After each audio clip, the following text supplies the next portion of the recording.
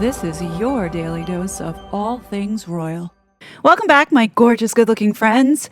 Look, I get it. I know everybody is fatigued seeing all of these articles about should they forgive Harry and Meghan, or should they be allowed to come back and get their security, or they just landed in Birmingham. I mean, literally, the media is in overdrive with these two. And I hope you all understand that this is being done by design. They want everybody distracted as well as exhausted.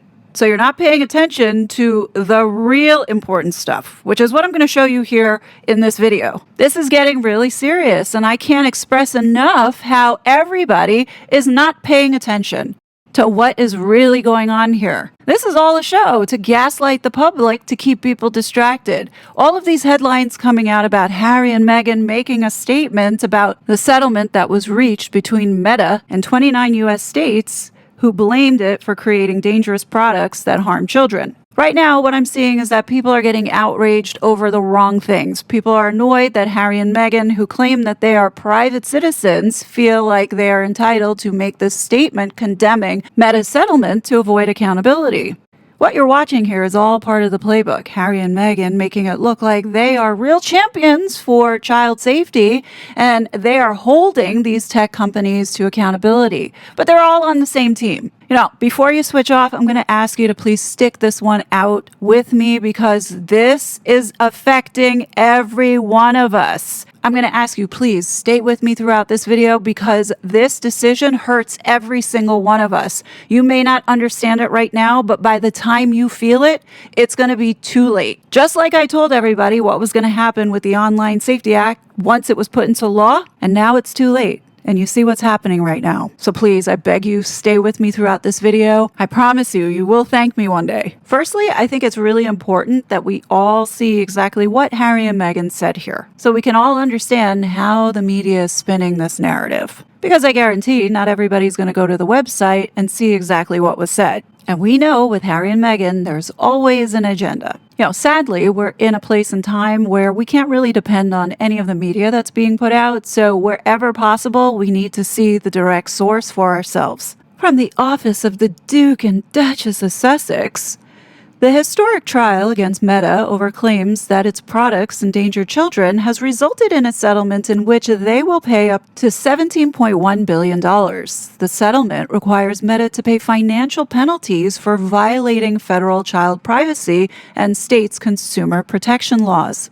Right off the bat, Harry and Meghan are manipulating the public with this first paragraph. They are banking on the public not reading the 130-page document that was published yesterday, because we all know you can't trust these two lying scumbags for anything. So what everybody needs to understand is that no, Meta did not admit liability, or that it violated COPPA laws or state consumer protection laws. And there's nowhere in this document where the court itself found these violations. The payment resolves the alleged violations. It's not an admission that they occurred, but here Harry and Meghan want you to believe that Meta was penalized, and that's why this money is being settled. This is a gross misrepresentation, but what do you expect from these two scumbags? It goes on to say, by choosing to settle, the company paid to avoid yet another trial outcome that would force it into accountability. Because of the data extraction business model Meta has used on our children and all users for years, it has more than the means to pay this settlement.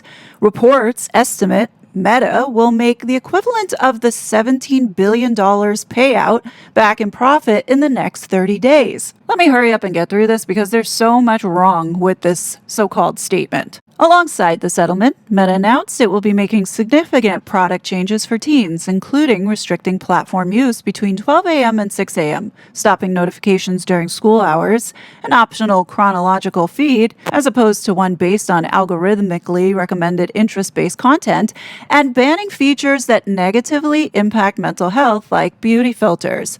Restricting teens' time on the platforms, if successfully enforced, would hit the company's business model, which relies on users spending as much time on the app as possible to see ads and generate data for advertisers. Meta's statement about these changes suggests it worked with 52 state attorneys to reach these product decisions, showing how unanimous the desire for change is across the United States.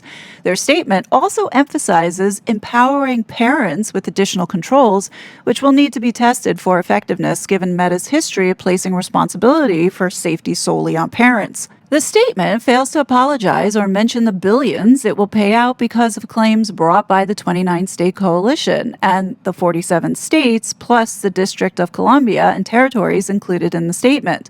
Their statement calls on YouTube and TikTok to join them in making similar design changes, and this agreement may also affect similar claims against other social media giants like Snap, YouTube, and TikTok. Now, that paragraph is one hell of a word salad, and also factually incorrect. But since when do Harry and Meghan care about facts? They're likely banking on the public not even reading through the whole statement. They continue on saying, "We hope it quickly sparks change from other tech leaders across the industry." This result clearly signals that Meta and social media companies understand they are up against an immovable force of parents, survivors, and advocates who will not back down until we see change in how our young people interact with online spaces. It is a positive step for everyone advocating for safer online spaces, and at the same time, far from the end of the journey to a better online world.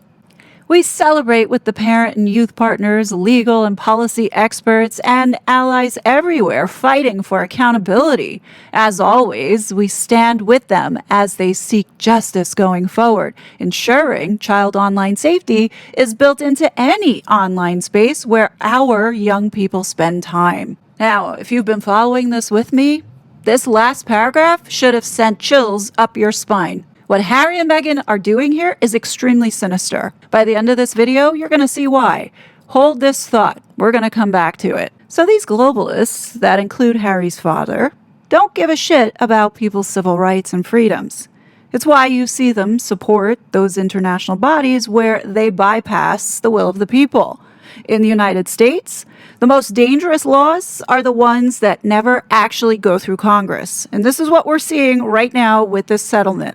Instead, the framework and rules that dictate how you are allowed to exist, speak, and interact in the modern world online are quietly written in this settlement to make it look like justice is being served and there really is an attention on protecting the kids. The 130-page proposed consent judgment is a very different story Harry and Meghan are telling intentionally because they know that it has some big implications for free speech and privacy online. Let me be very clear about this. What this deal really means is that Facebook and Instagram will have to check the age of every user in the states that signed on, not just kids. Age assurance is the term that they use, but what this really means, it's age verification. Now, I get it. Many of you might be saying, well, I don't use Facebook or Instagram, so it really doesn't apply to me yet. I'm going to show you how it will. This is just the beginning, folks, because part of this agreement, Meta also has to plug into the age signals already sitting on people using iPhones or Androids, so they can get better at spotting when one person is running multiple accounts and stitching those accounts together.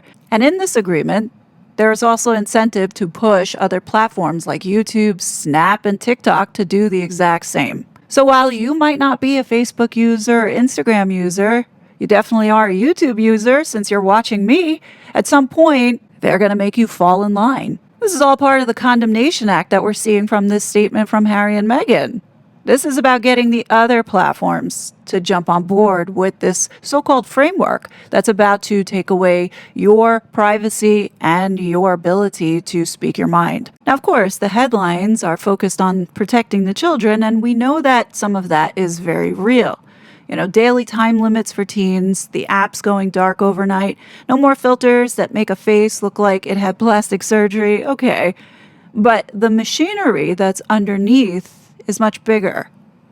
To decide who is a teen, the company has to age check everybody.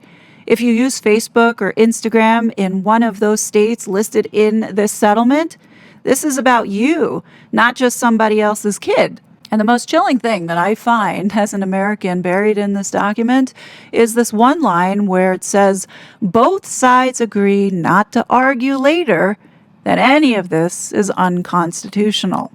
So while today you may not be using Facebook or Instagram, tomorrow, should YouTube jump on board, guess what? They're going to do what they want to do and you can't say anything about it. So here is what everyone needs to know that Harry and Meghan don't want you figuring out. You see, the age checks are not a teen-only rule. They apply to every Facebook and Instagram user in the states that signed the deal. And as you can see, here are the states. So when you look at this judgment, the age checks can't just be limited to teenagers. They apply to every user on the platform. That's according to Section 2.A.1 of this judgment seen here, which requires Meta to apply its age assurance to every single social media user in the settling states. Again, today, you may not be using Facebook and Instagram, but you are using YouTube. Meta right now is setting it up for the rest to follow, and you'll see that in the statement that they release because they're encouraging other platforms to follow suit, which they know that they will. Which means if you're in one of those 29 settling states, like I am, it means tomorrow I might have to comply with using YouTube now. And this part right here, the methods here in order to prove this age verification specified in Section 2.A.3b as ID verification and facial age estimation. If neither meets the required accuracy thresholds, Meta and the states will meet and confer to come up with an alternative, meaning that if the checks fail, they're not abandoned. They're then escalated, which should scare everybody because you know where this is leading to. This is leading to digital ID. At this point, the problem could be solved here by just getting off of Facebook. Stop using the tool. What's really upsetting here is that this agreement deliberately routes around the First Amendment. This is Harry and Meghan's dream right here. And this has been achieved by including two paragraphs next to each other in Section X of the agreement, which is also repeated as IX.G of the consent judgment seen here. X.E preserves Meta's right to challenge any federal, state, or local law, rule, regulation, or guidance, whether presently enacted or enacted in the future.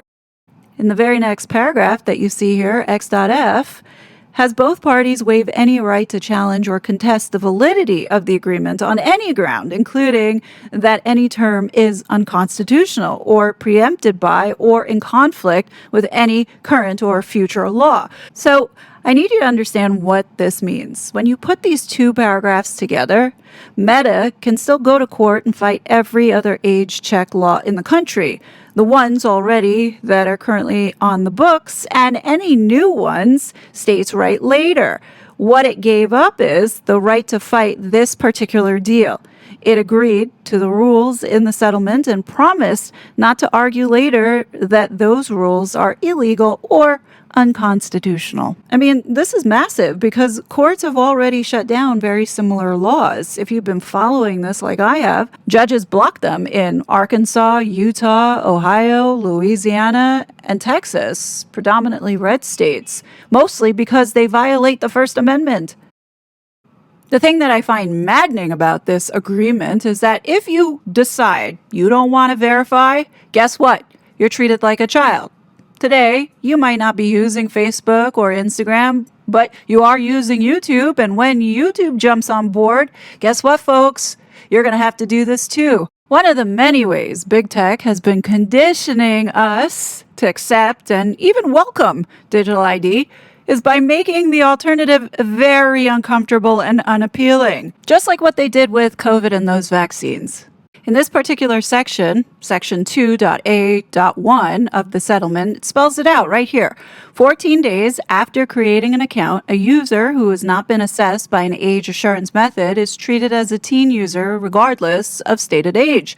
And this is the gotcha moment. What it means is that those that choose not to upload or verify their age will be subjected to a number of restrictions being listed as a child. Your account's going to get capped at 2 hours of usage per day. You will be cut off from midnight to 6 a.m. And the biggest gotcha here is that your feed will be filtered. In other words, Meta will be controlling the information that children or people who are classified as children get to see. Like I've been saying throughout this video, it doesn't matter if you're not a Facebook user or Instagram user today, you are a YouTube user. Tomorrow, the push is to get the rest of these social media companies to adopt this framework. Meta is just leading the way and laying down the groundwork. They're going to make this very difficult. And the only way to avoid this is handing over your ID or your biometrics. But nobody is forcing you to do that. You're just simply downgraded to a minor's version of the internet until you do. Now, it's the good old consent by attrition method. Now, remember I told you that Meta always wanted this exact policy of forcing age verification on everyone in the US because it takes the liability off of them. Now, it has a contract here that pays the settling states to make sure it happens. So, give over $17 billion and incent the states now to go ahead and push this enforcement. You see how this works? In my videos, I've talked about Meta being very active in trying to get to this point. They have been funding lobbyists, both in Washington and in Brussels, where the EU is sitting, for rules that would force Apple and Google to accept age verification in their app stores. And what they did, too, on the flip side, sued several U.S. states to prevent them from passing their own age verification laws. They want it on their terms. Zuckerberg is a manipulative piece of shit. Now he's managed to get others to agree to take on that role while it profits to the tune of billions of dollars. As I've explained, that by getting everybody to verify their age means that you have human eyes on the platform, which is going to drive more ad revenue. Now, as we've talked about before, Meta has been pushing for the age verification to happen at the operating system level. So in this agreement, it commits Meta to incorporating age signals from Apple and Google operating systems in app stores, with an independent auditor advising on the reliability of those signals. And we're going to talk about this auditor in a second. I can't begin to tell you how much this terrifies me, and everybody seems to be sleepwalking through it. Because the premise behind this is the expansion onto other social media platforms, as well as likely going to extend to other applications. So at a certain point, we're going to get to a place where all of us have to just verify to get onto the internet, which is the end goal for these people. You see this little song and dance that they're doing? This contract with Meta came with an open letter from attorneys general to TikTok and YouTube, urging them to adopt the same measures. As it says here in black and white, we want to ensure teens benefit from this new industry standard, but we cannot do it alone. These protections will only be truly effective if we work with our peers, TikTok and YouTube, to put the same measures in place. All platforms should empower parents and support teens in these ways because we know that when teens are restricted on one app, they simply move to another. For meaningful progress to happen, we urge our peers to join us. Remember I told you we'd get back to this last statement made by Harry and Meghan? They're telling you here exactly what the end goal is. I'm telling you, with all of this that has gone down with Harry and Meghan, this has put such a bad taste in my mouth about the royal family because they did nothing to stop these two, and now it makes sense because this is part of the agenda. And in this agreement, they even detail a roadmap on how they're going to get the other platforms on board. Check this out. So now there's 3 clauses that make this happen. In Exhibit B, guarantees that Meta will give $1.16 billion a year and makes another $502 million annual payment contingent on Snap, TikTok, and YouTube joining the agreement as well, for a total of $16.68 billion over the course of 10 years, of which $11.6 billion is guaranteed and $5 billion is contingent on the other 3 companies signing up.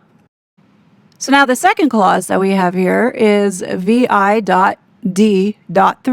where it states that if a state fails to hit its contingency monetary payment trigger during the term of 10 years, the contingency payments are permanently forfeited and kept by Meta, but on a per state basis rather than the money being pooled. So this means that every attorney general in this agreement, the 29 states, has a number riding on getting Snap, TikTok, and YouTube to join the agreement, and will lose that money if they fail. So for New York, So understand how this works. Let's use my state of New York. So for every year for the next 10 years, New York State is going to get $78,949,551 paid by Meta. At the end of 10 years, they will get a payout of $789 million. But if they indeed try within the 10-year period to get YouTube and TikTok as well as Snap on board, they will get an additional $34 million times 10, $340 million, which means, let's say in year 5, they end up getting these platforms on board, they will end up getting that payout. But if they don't do that within the 10-year window, they forfeit that money. So at the end of 10 years, the maximum payout that New York will get is $1.1 billion.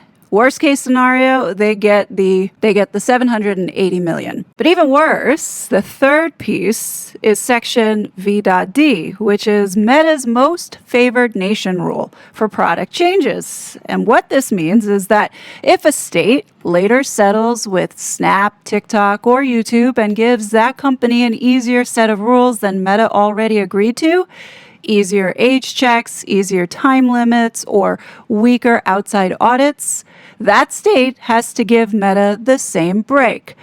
The only part this does not cover is the under 13 system. Those kid under 13 rules stay as they are. So what this actually means is that it pairs with the industry-wide adoption rule, which works in the other direction. So for TikTok, Snap, and YouTube to count as matching Meta, they have to put the same time limits and night mode on almost the whole app. So the only things they can leave out without Meta's written okay are the private messages and long videos. So when you put this all together, Meta has both a floor and a ceiling, if you can follow me there. The rivals cannot do less than Meta if they want the deal to count. So take New York, for example. Kathy Beaverface Hochul might go to Google and say, hey, look, we need you to do X, Y, and Z because we're passing this law. Here's what we're asking you to do. She will be incentivized to stick to this framework in order to get YouTube on board because she has money riding on it. So now when you look at the devil in these details, when they're talking about industry-wide adoption, today they're talking about YouTube, Snap, TikTok.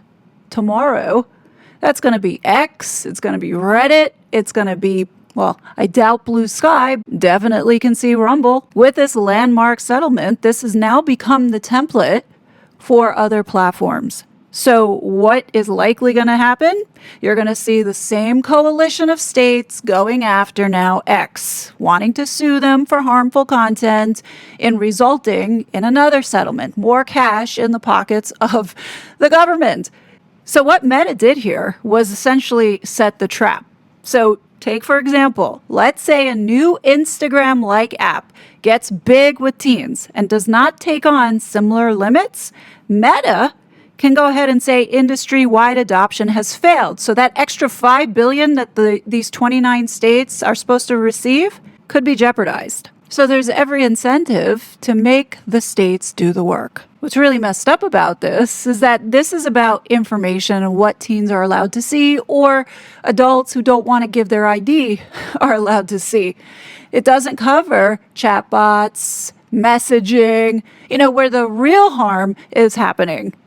I think you all understand how this is going to get bad, but let me explain to you why this is bad for American freedoms, which will trickle over to restricting Europe and Canada and Australia as well. So this age assurance is literally digital ID by settlement. The states did not go to the legislator and pass a clean, limited ID law. No. They did not stand in the public and say, if you want to use this app, here is exactly what you must show, and here are the limits on how that proof can be used. No, they didn't do any of that. What they did was something quieter. They told Meta to build a machine that guesses how old you are. That machine can look at your face, it can ask for a government ID, it can take a hint from Apple or Google about the age on the phone, it can watch how you behave on the app and infer an age from that. Then it sorts people into boxes: child, teen, adult, Christian, Democrat, Republican. I mean, you get the idea where this is heading. Now, if the machine is not sure, you don't get the benefit of the doubt. So if there's an error, you'll get treated like a kid, and the restrictions will snap on. The settlement here even bargains over how often that guess is allowed to be wrong. A certain share of real teenagers will be labeled adults. There is an error percentage. A certain share of real adults will get labeled as teenagers. The messed up thing about this is that the states agreed in advance that some grown people will get locked into the children's version of the internet. And that's fine with them, so long as the percentage stays in the negotiated range. But here's the catch. Once you build a machine like this, we all know it's not going to stay as a child safety tool. These same pipes that are being laid down, the face check, the biometrics, the ID vendor, the phone flag, the behavior model, are all sitting there for the next law. We're talking about age-gate political speech. We're talking about age-gate news. We're talking about age-gate health information. Age-gate whatever the next scare is going to be. Or manufactured crisis these evil globalists are planning. The other thing that's really messed up here is that this settlement also tells Meta to hunt people down who try to fool the machine. There are limits on how many times you can try a face scan or an ID. Believe it or not, they baked that into this agreement. There's software that ties accounts together across phones, emails, and devices so the restrictions follow the person, not the username. Again, this may not affect you today because you're not on Facebook and Instagram, but it's going to affect you tomorrow. This is what's coming. This is why we see this whole show with Harry and Meghan condemning Meta as if they're not doing enough, but they know damn well the end state is all about this control. Understand that Harry and Meghan are on the same team as Meta. Nothing about this is for child protection. What it is surveillance. The sticker on the box says, oh, we're keeping kids safe, but the machine that they're building underneath says, we would like to know who you are, and we would like that answer to travel everywhere you go and monitor everything you do. Now we see there's a big celebration over the time rationing, meaning cutting down to 2 hours a day, as well as turning phones off during school hours. Look, 16, 17-year-old didn't have the choice on this one. Nobody asked that kid whether 2 hours a day on Facebook and Instagram was the right number. Maybe they need it for school. Or whether that number should later shrink to about 1 hour per app. Those apps are where a lot of public life now happens. And you know that they're going to be targeting that. You have news, friends, arguments, learning, creators. I mean, this is the freedom of the internet. But the attorneys general for these 29 states and Meta now have set a clock on that time limit. And for those that are being labeled as children because you didn't want to upload your personal identification, you are now subjected to these time limits. Do you see how messed up this is? The default right now with Meta and soon to come YouTube, TikTok, Snap, and other applications, because you know that they're going to go after them, the default is restriction.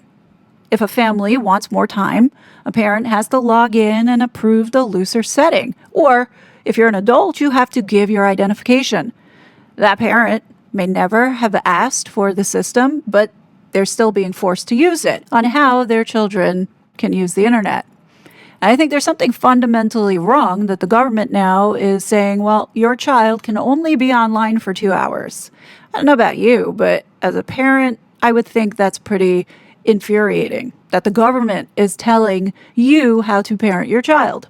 Some of the provisions that are in this settlement, meaning night mode turning on from 12 a.m. to 6 a.m., as well as it going silent during the middle of the day, during school hours, that's all great, but that should have been enforced by the parent. What's messed up about this is that why bother put these restrictions in place when they didn't shut off or do the same thing for messaging? So direct messages stay available. So really let this sink in.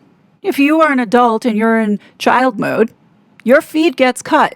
The public stuff, the scrolling, the posts, reading what's going on in the communities. But what sense does it make if you're not going to do the same for the direct messages, being that messaging is where people stay hooked? It's also where the ugliest harm happens. You got the stranger in the inbox.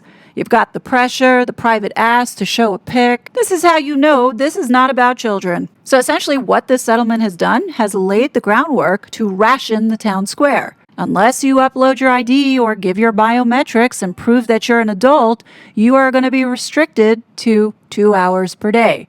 Think about that when this expands across all applications and the online space, even to just get onto the net. And it's like they came up with every possible scenario to trap people into giving away their ID. So take, for example, the soft matching right now on who is who. If, let's say, a child or teenager tries to get around all of this by opening up a second account, a new email, new username, but it's the same teenager. This settlement agreement actually tells Meta to get better at seeing through all of that. So what Meta intends on doing is using the fingerprints a phone already leaves behind. So like the device ID, the phone number, the email address, it's going to use models with a dry name to find single user, multiple accounts. And it will be able to tell when two profiles are the same person. So if Meta deletes an under 13 account, it can look at that kid's friend lists and go hunting from there.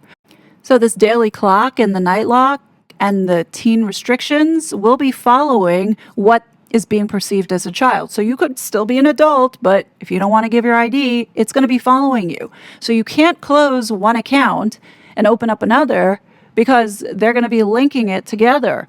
Yeah, if we were living in a world where these people actually cared about children, this would be a good thing because predators also have multiple accounts. And that way, you would think that predators would be caught. But we all know this is not going to do a damn thing for these predators. Predators are going to be allowed to still get away with what they're doing. And it's not just the time that's going to be restricted if you're relegated to a child account. What you're going to see is that it's also going to start deciding what the child is allowed to see. Remember I told you, Harry and Meghan prey on the youth because they want to capture their minds. This is why the left is fighting so hard to censor everybody because they want control of that algorithm to be able to control the information flow on what you're allowed to see, as well as who gets to speak and who doesn't. Now, in the settlement, what they do is they use two official sounding buckets where one bucket is age inappropriate content and the other bucket is sensitive aggregate content. Looking at the second bucket, the sensitive aggregate content, look at what's going into that box. Talk about fitness, pictures of bodies the policy treats as idealized, discussion of feeling mentally unwell, certain looks, certain procedures, certain aesthetics, whether or not she's pregnant or not. Not because any one post is illegal, it's because the category itself will be slowed down, interrupted, and even buried. So essentially, they're now going to do what Meghan did to the Megxit YouTube channels back in 2022, which this channel had been affected and still affected. So getting back to this, likes will get hidden for teens unless the parent turns the number back on. And the theory behind this is that counting hearts makes kids sick. So a basic social signal on how many people agreed with you or disagreed with you becomes something that the state and company rulebook treats like it's toxic. Remember, Meghan is partially responsible for the dislike button being removed from YouTube videos. It's those kind of people who are behind this shite.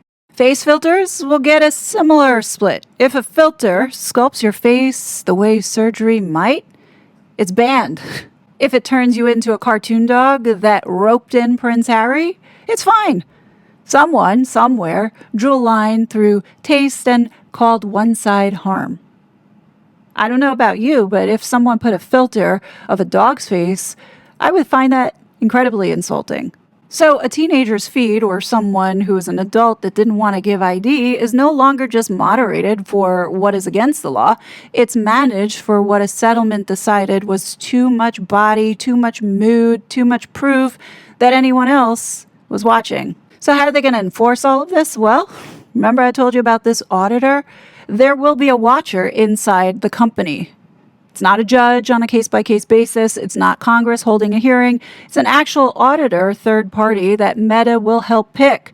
The auditor will look at the raw data, the internal messages, the systems themselves. Then the auditor reports to a small committee of attorneys general. And who do you think is likely in line for this position? It would be groups like the CCDH, who likely right now is salivating over this agreement. So again, without going through legislation or through Congress, this is going to be giving this auditor access to people's data and information.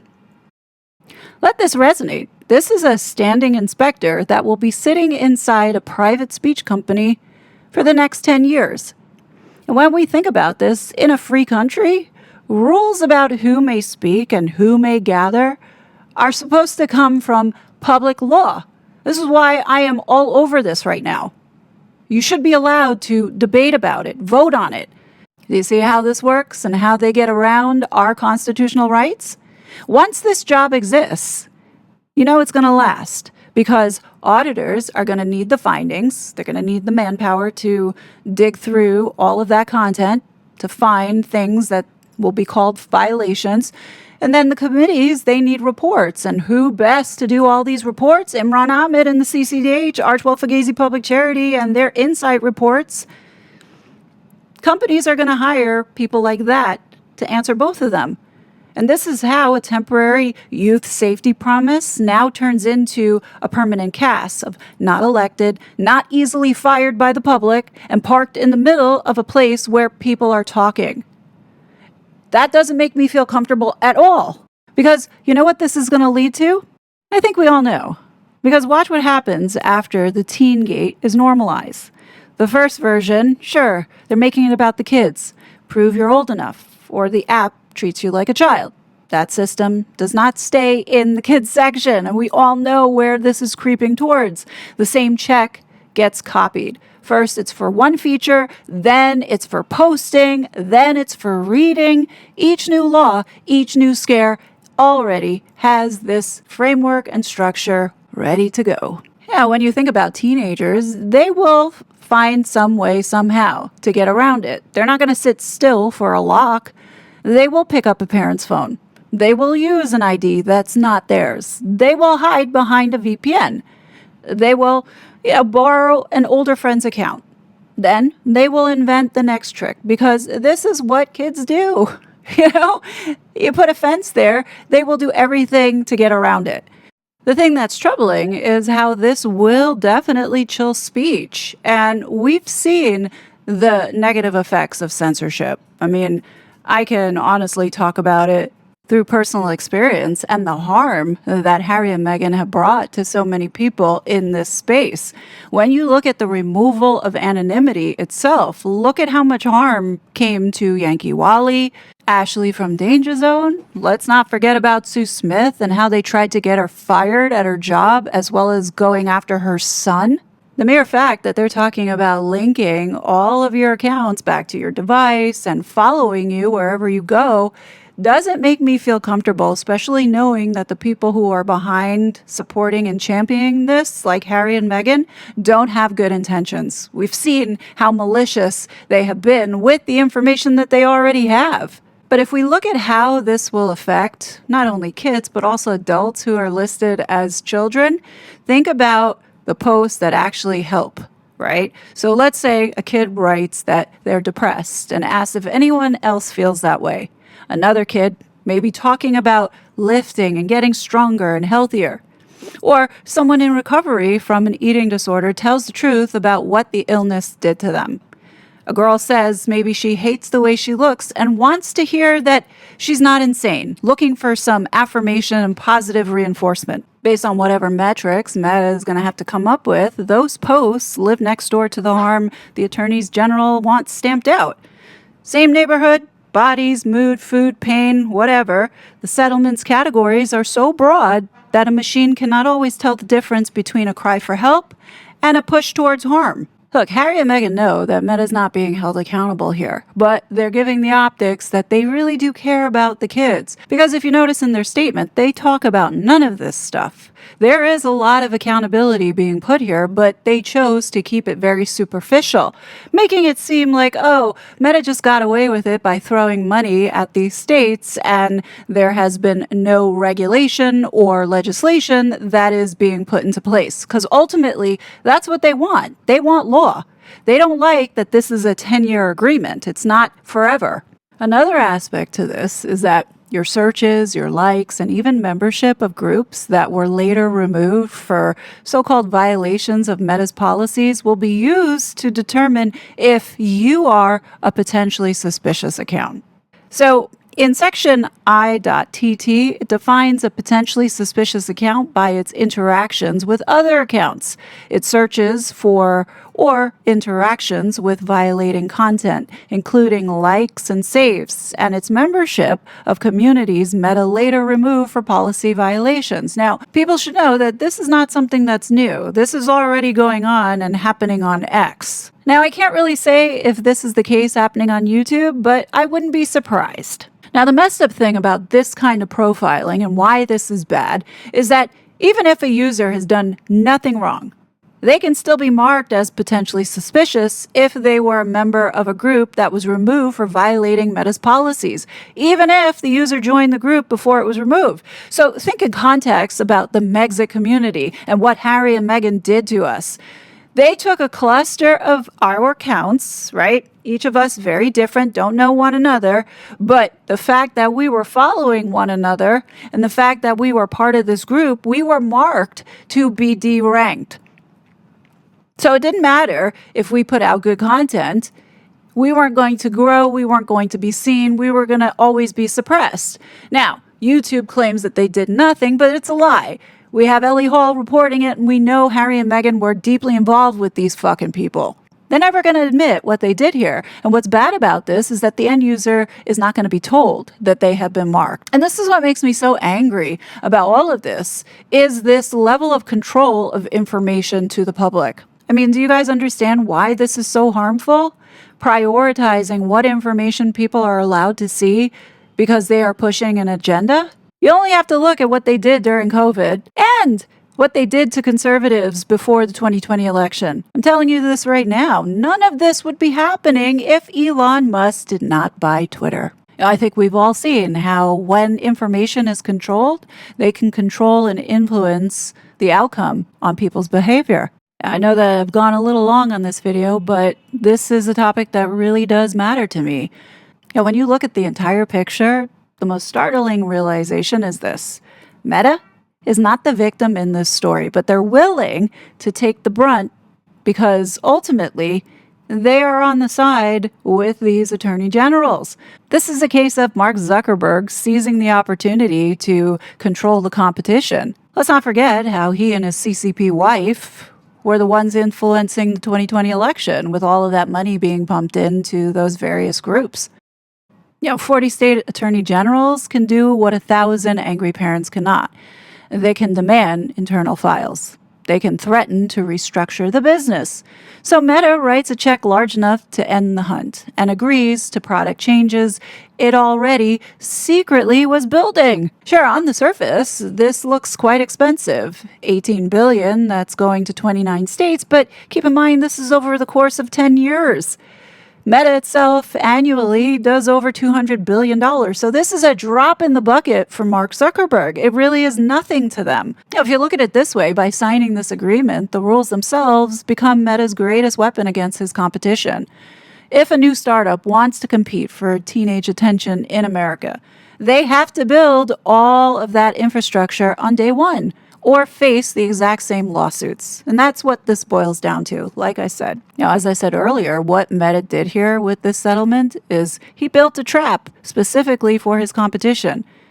Here you have the harshest time limits only fully activate if Snapchat, TikTok, and YouTube are forced into the exact same rules.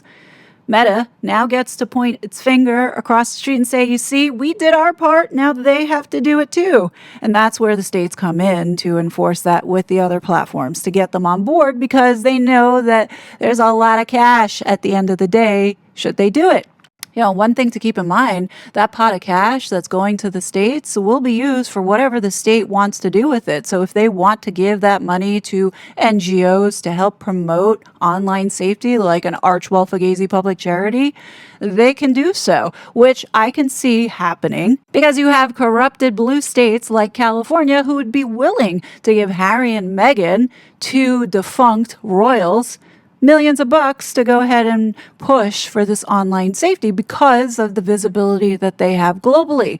These two demonic bitches want laws passed to erode and weaken the U.S. Constitution. That has been their goal from day one. Look, say whatever you want about Harry and Meghan and how talentless and basic those two are. They never strayed away from the mission, which was always to rebuild the media landscape.